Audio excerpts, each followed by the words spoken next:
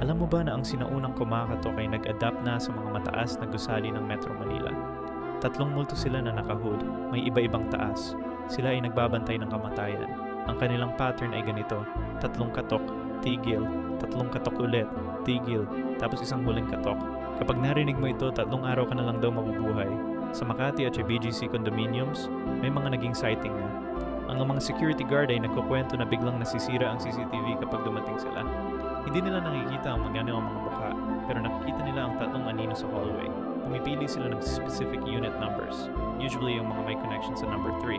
May isang guard sa BGC na nagsabi, nakita niya ang 3 pikura sa elevator pero walang lumabas na tao. Para sa proteksyon, lagyan ng blessed oil ang door frame ninyo. Maglagay din ng asin sa harap ng pinto. Ang mga matatanda ay nagsasabing, effective pa rin ang mga traditional na paraan kahit sa modernong panahon. Sa social media, maraming na nag-report ng mysterious knocking sa luxury developments. Kaya next time na may kumatok